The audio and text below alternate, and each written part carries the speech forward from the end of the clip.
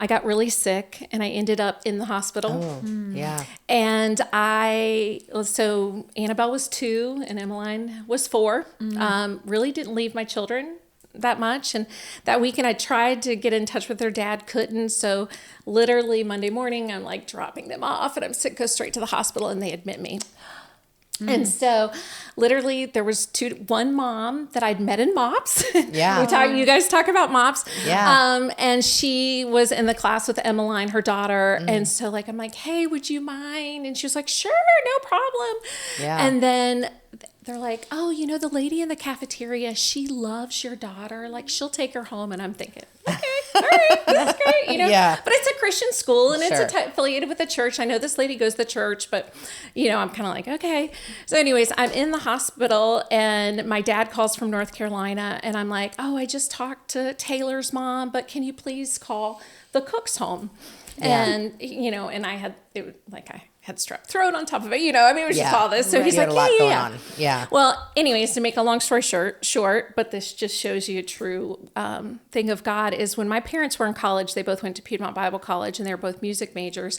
And they used to help out with a little church that was like an hour away, that their friends were there. And this family literally named their second son Gary after my dad. Oh, nice. Well, his brother that my parents used to babysit was the husband of this woman who had taken my baby home. Oh, wow. Yeah. So when you talk about small world. Yeah. Literally that was North Carolina. Here we're in Virginia. Sure. And I knew from that time, just I'm like, God, if you can do that. He's in the details. Yeah. Sure. How in the world, Yeah. And trusting him and all What's those more pieces. vulnerable than being a single mom, being in the hospital, being completely dependent on a stranger Yeah. that Right. you don't know, Right. that people say is great, but and I'm thinking, so there was just Wow. this incredible connection. And so then, Cindy and Steve stayed in our life. I mean, I can't tell you, I was working for J. Crew. I would have to go to New York. They'd keep both my children. I mean, it just it was just such a perfect scenario that only God could Wow. do.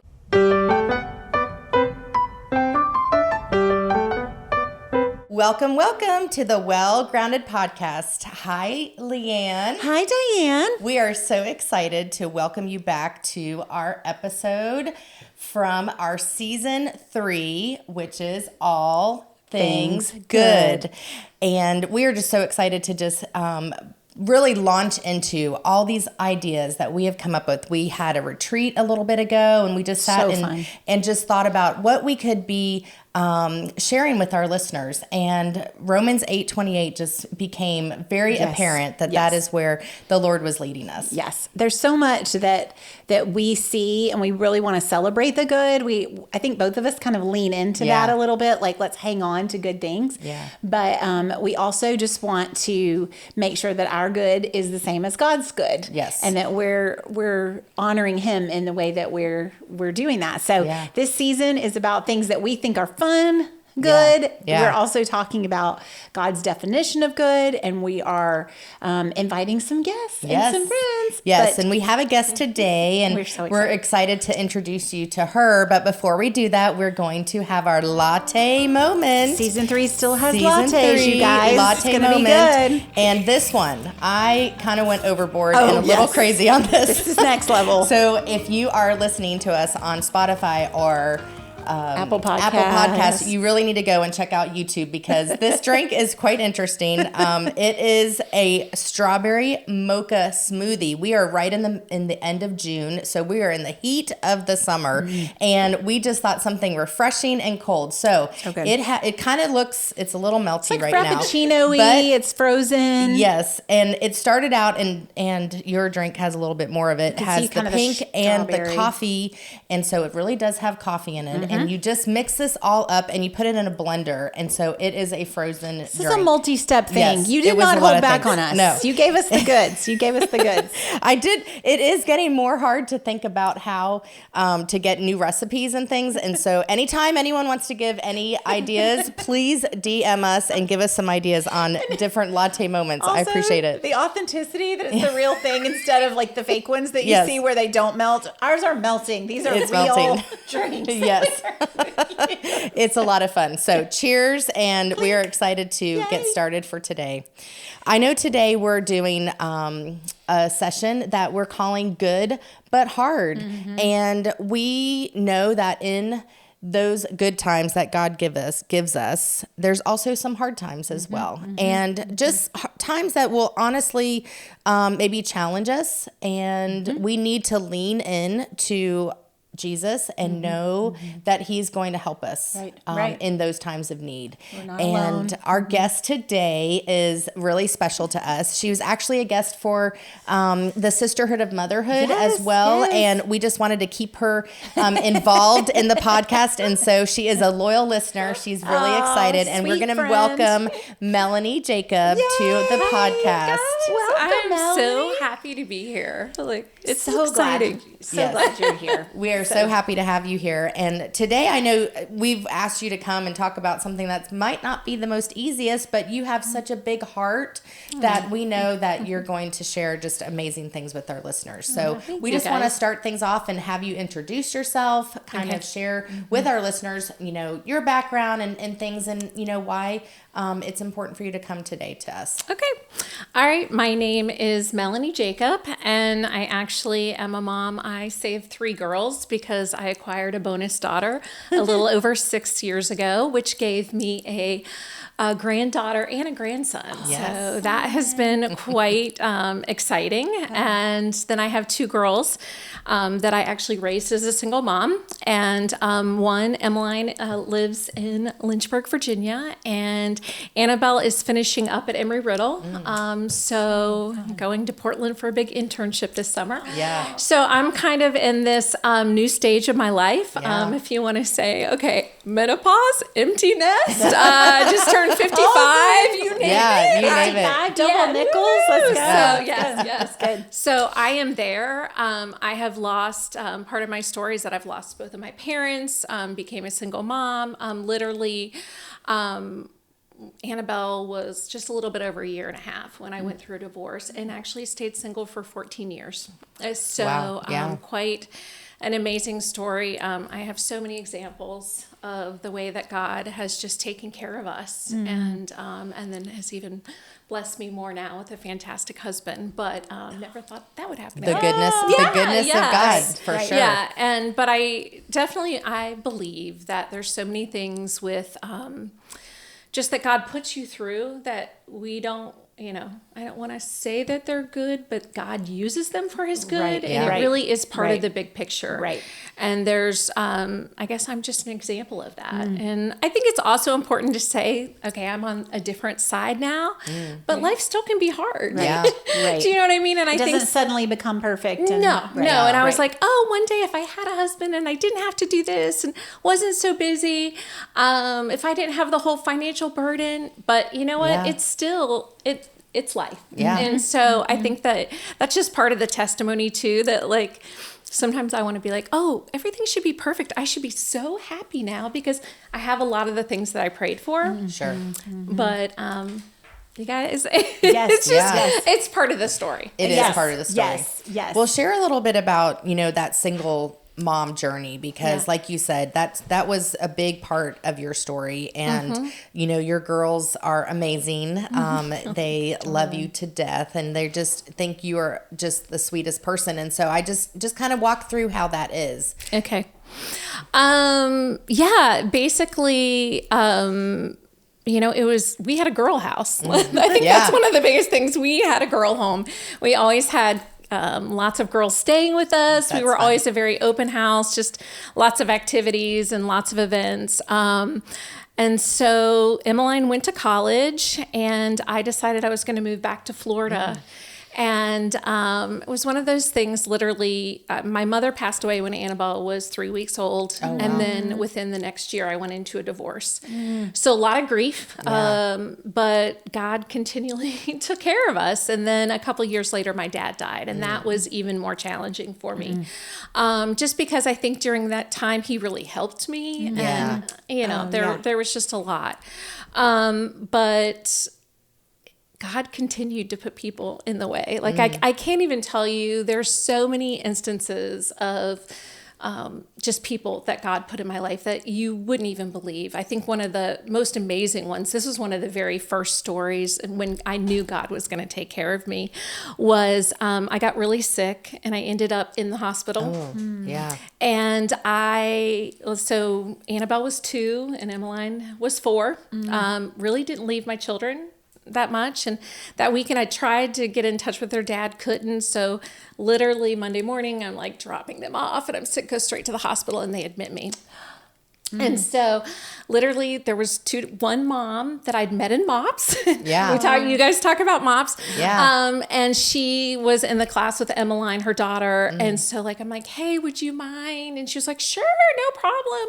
Yeah. And then they're like, oh, the lady in the cafeteria, she loves your daughter. Like, she'll take her home. And I'm thinking, okay, all right, that's great. Yeah. But it's a Christian school and Sure. it's affiliated with the church. I know this lady goes to church, but, I'm kind of like, okay.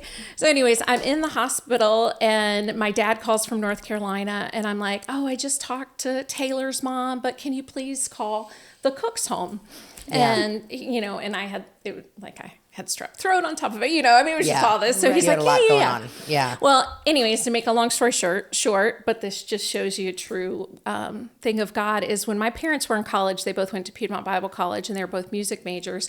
And they used to help out with a little church that was like an hour away, that their friends were there. And this family literally named their second son Gary after my dad. Oh, nice. Well, his brother that my parents used to babysit was the husband of this woman who had taken my baby home. Oh, wow. Yeah. So when you talk about like Small world. yeah, like I mean, Yeah. literally that was North Carolina. Here we're in Virginia, Sure. and I knew from that time, just like I'm like, God, if you can do that, He's in the details. yeah, Sure. like how in the world, Yeah. And Trusting him and Yeah, all what's those more pieces. vulnerable than being a single mom, being in the hospital, being completely dependent on a stranger Yeah. that Right. you don't know, Right. that Right. people say is great, but yeah, and I'm thinking, so there was just Wow. this incredible connection. And so then, Cindy and Steve stayed in our life. I mean, I can't tell you, I was working for J. Crew. I would have to go to New York. They'd keep Yeah. both my children. I mean, it just it was just such a perfect scenario that only God could Wow. do. Wow. And he continued to do that through just different seasons, the years. So Yeah. literally 14 years.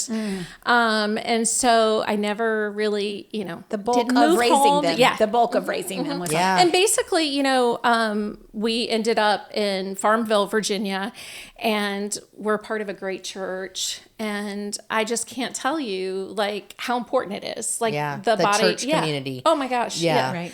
Because you just don't know, like when they were little, like I can remember you guys like sitting in church and praying that my number wouldn't pop up on the screen, Yes, because yes. I'd be like, Yes. oh To Lord, go this to is the my nursery, 1 the hour. pickup. Yeah. And I'm like, oh, and Yeah. For those of you that haven't seen that, it was like it's like the walk of shame when You're your like, number went up. okay, and your baby's child- crying, Your baby won't stop crying in the back. Yeah. But Yeah. like later on, even when I was still single at one church, I became the nursery director. And let me tell you, I walked babies forever. Like I'd be like, oh, they won't cry if I walk them, Yeah, Because yeah. I knew sometimes like the moms really just need to be Need fed. that- Yeah, need need that a time. minute, that yeah. Need that time. interaction. Yeah. So tell me, you may have already said this and I missed it, but did you have a relationship with the Lord through all of this where you were able to cry out to God and do that and sort of seeing him sustain you through that? Was that something you recognized then that he was doing, or is that something looking back? Because I mean, I actually was saved at a pretty young age. Okay. So I Okay. was very blessed to have a great family. Okay.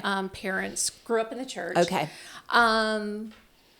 However, even from the standpoint of when I went through a divorce, it was kind of like I didn't think that was an option. Right. And sometimes I even look back, and I mean, this is just being completely vulnerable. I probably was like, oh, why don't they stay together for the kids or whatever? Well, God has his way Yeah. of teaching you. Yeah. Yeah. So I did become a single mom, Right. and he took care of us, Right. and it wasn't necessarily with family. So you have to think, here, Yeah. both my parents are gone. I'm in Virginia, and there really wasn't. I had one sister in Florida.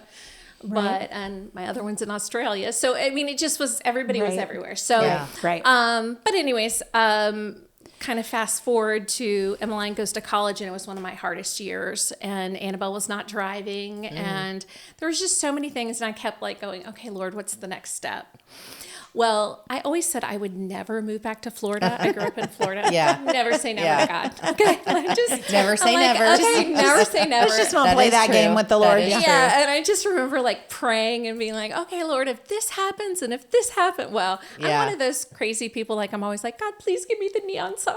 And every once in a while he does. And let me tell you, it was a neon sign to come back to Florida. My sister's like, just come here for a while. Yeah. And we were getting ready to have our 30-year reunion, a class reunion for school. So my daughter's going to go to the high school that I went to. So I'm bringing my younger daughter down here. Full circle. Yeah, like it was kind of crazy. And I was like, all right, we can do this. So, but that's actually when literally I was driving down here and I was in a hotel room in Charlotte and crying, just like, Lord, like, what have I done? Okay, all the signs are pointing. Yeah, big like change, this. yeah. But, guys, I was driving a U-Haul, and then I didn't have enough room in the U-Haul, so then I got another trailer. So I was literally driving a U-Haul with the trailer. With the trailer. Yeah. Wow. Me. Yeah. And anyways, I'm in Charlotte. I'm kind of like, Lord, please, I need people. Like, I don't know what I'm going to do when I get there. It's, my sister's single. I'm going to her home. Like, what are we going to do? And I opened up Facebook and there was a message from who is now my husband. And he was like, I know this is really random that we haven't spoken in 30 years, but do you need help unpacking the U-Haul? Stop it. Yeah. That is a gift from the Lord. Yeah. That was definitely a neon sign. So it was actually him and then two other friends from high school. Like we actually, one a guy from high school that's a pastor, he and his wife came and helped. And so there was like some other friends. Yeah. The welcome wagon.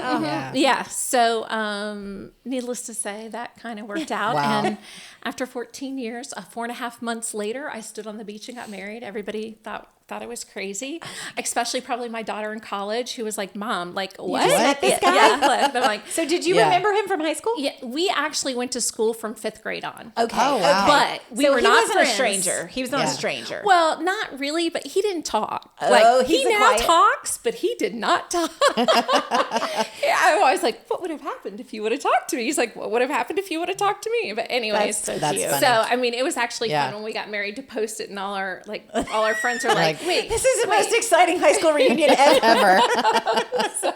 That is true. anyways, but wow. yeah, so but it truly was a God thing, and I also think that even when we talk about some of these things, like you're like, oh, this is God's good, but sometimes I think even like I'm like, wow, if we would have waited, we may have talked each other out of it. Or, Yeah. do you know what I mean? Like it was just like, okay, God, these are the signs. And I will tell you, the one thing about that is that we had a similar upbringing and a similar value system. Right. And you guys, that I just can't tell you what a difference that makes. So that's, one that I'm trying to encourage my girls as well. Just, That's good. that it's important to wait and Yeah. wait for the right person that God has for you. Yeah. Right. Well, speaking of your girls, you're also, as a mom, that's probably been in a hard season too, that you have long distance girls. You're not near them all the time. You can't just go to lunch with them or take them out or go shopping or do those kind of things. So, that's a hard thing as well. So kind of explain about how, that has transpired and what you've done, as a mom to stay close to them and, encourage our listeners that way. Yeah.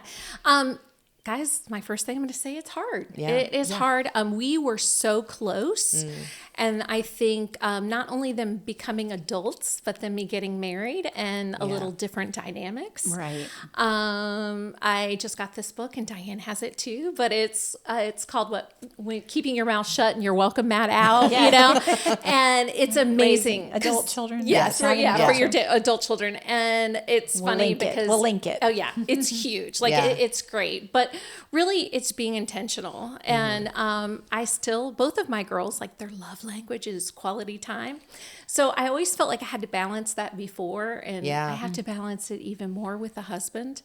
Also realizing that as a wife now, that my husband comes first, which before my children really were first for many years. Yeah. And now that they're both adults, and I miss them deeply, and so it really is having to kind of balance that out. Right. You know, recently I flew one with me to my sister's house. The other one drove down so we could have a girls' weekend.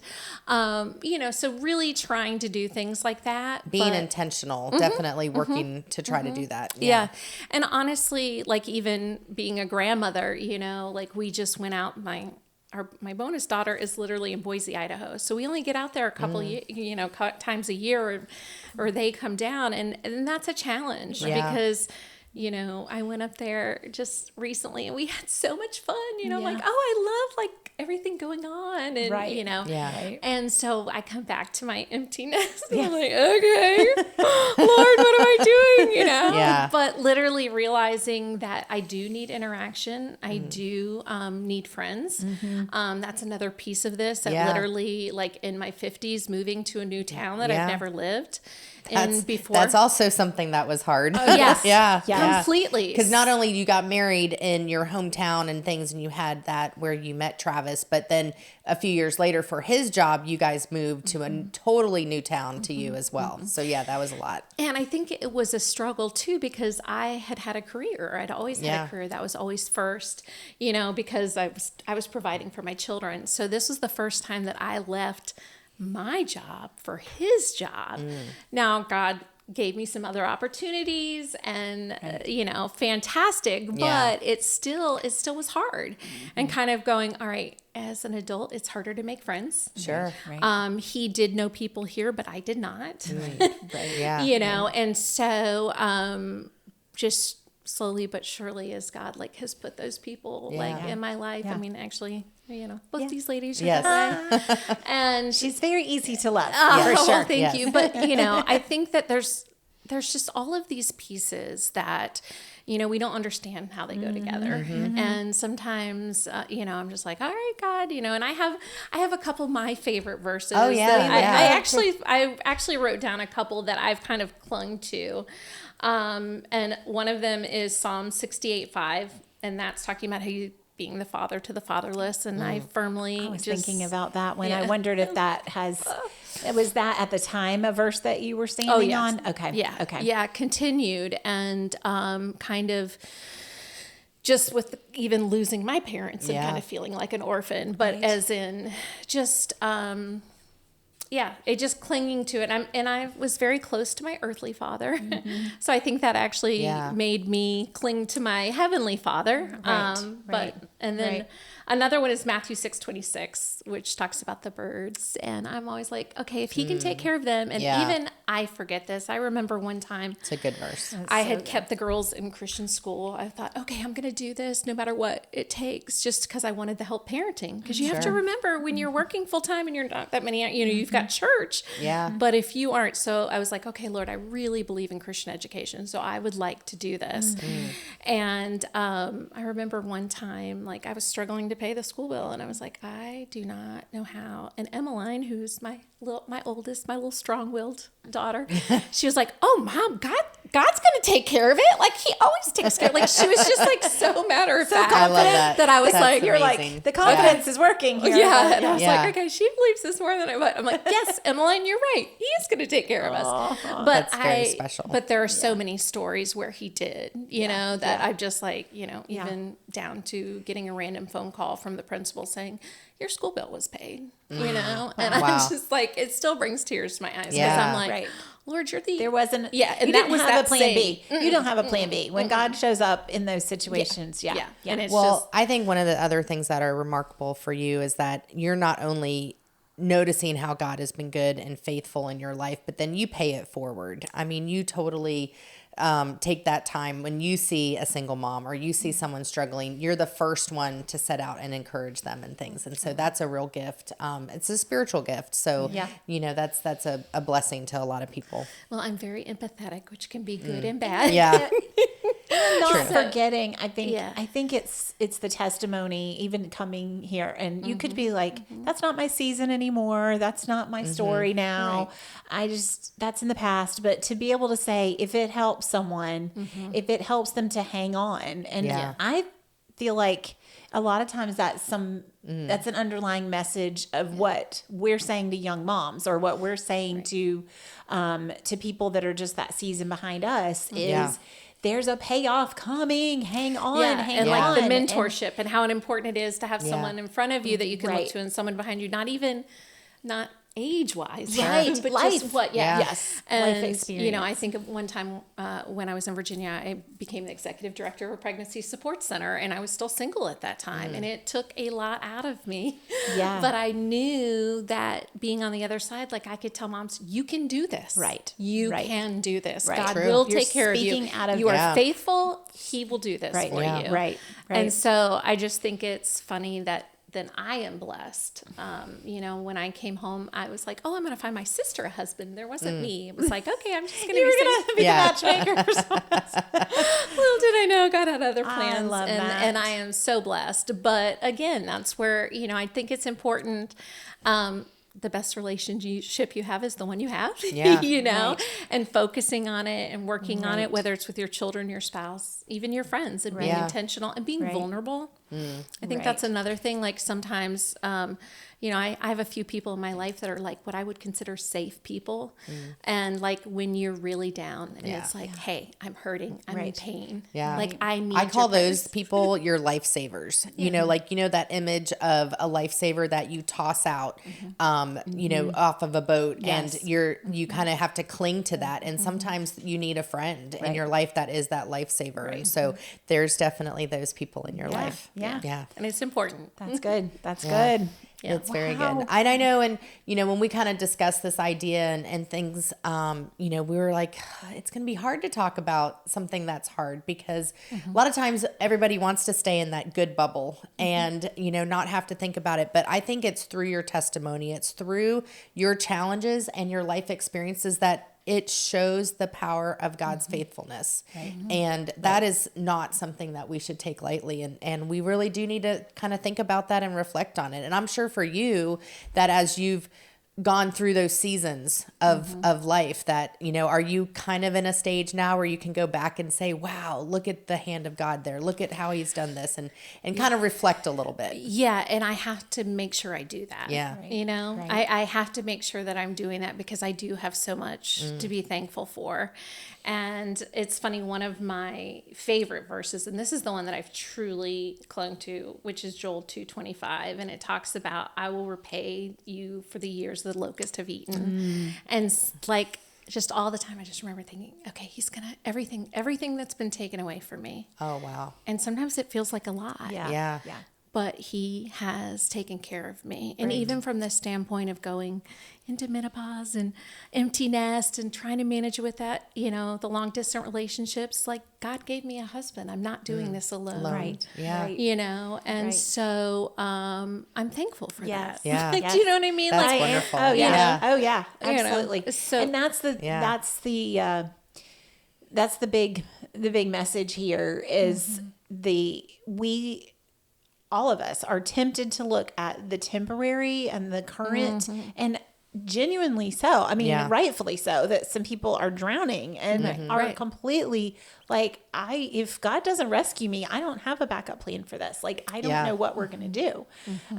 And nothing is more vivid in that is parenting with one person holding the bag, as we say, Yeah. in Right. parenting, right? Like Yeah. who's the bottom? Yeah. Who's the buck stops somewhere? Which parent is that? And so nothing says that, but one of the things we wanted you to be able to say from all these circumstances, all these things, that God is writing a longer story in this. Yeah. And, Yeah. and You're exactly for right. somebody, I don't want to put words in your mouth, No, so no. totally interrupt me, but I was just going to say, one of the things that I'm seeing in your story, because I hadn't heard a lot of this, I just had a few pieces of it, but is that even the best that you can to get to that point where you can stop and thank God for those small victories, Yeah. for those days that you did make it through, a day that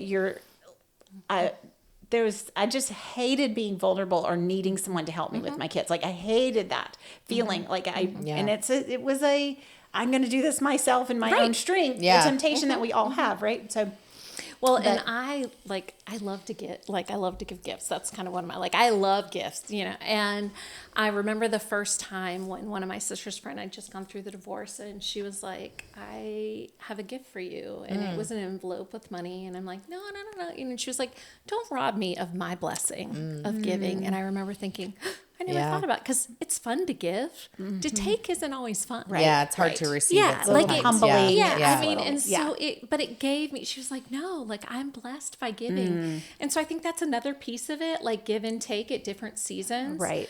But I also feel like, sometimes I was in survival mode. Right. Yeah. You're so busy as a Right. mom, and I think that's one thing of us moms, as we're launching our children out of the nest, right, that you have more time, and then you start analyzing different things, and you're like, Yeah. okay, I should have done this, I could have done, but you know Right. what? Right. We did the best At we the could. time, you did what Yeah. you knew Yeah. you could do. Right. Yeah. And it's Right. yes, I think you can sometimes go back and reflect and think, oh, what if I did it differently? Or what if I did that better or worse or things. But like you said, stay in that moment and realize that at the time you were doing what you could. Yeah. And the Yeah. rhythm of those adult kids, we can all Yes. at this table can say, it's like, there's a lot. And then you crash rest Yes. when they all go back to their houses and Yes. apartments and college dorms. And Yeah. you're like, whew, I got to recover. Yeah. So, Yeah. Very It's good. exciting. yeah. Well, I know that we have a lot of things that we've been able to unpack today, and I'm just very thankful for you just being a part you of our for show. sharing And, your encouragement. and I know it's going to encourage a lot of moms out there that have walked a similar path that you have, Melanie, and we're There just so is hope. thankful. There There is is hope. hope. Yes. Good. And this season, our verse that we have anchored ourselves in and that we want to share with you comes from Romans 8:28, and it says, "And we know that in all things good, God works for the good of those who love him, who have been called according to his purpose." And we are anchoring ourselves in that. We are just praying that blessing over everyone that's listening today. Yes, all things good. If you're watching on YouTube, you can see that Yeah. we're putting that message out there this season, because we don't want to forget. We want it to be in front of us. We want to let our eyes and our ears hear and see the long story that God is writing in this. And even the hard is good when Yes. God is in it. When God is in it. Yes. Absolutely. He makes good Yeah. out of that. So as we beautiful. end today, we want to be refreshed Be encouraged. and stay well grounded.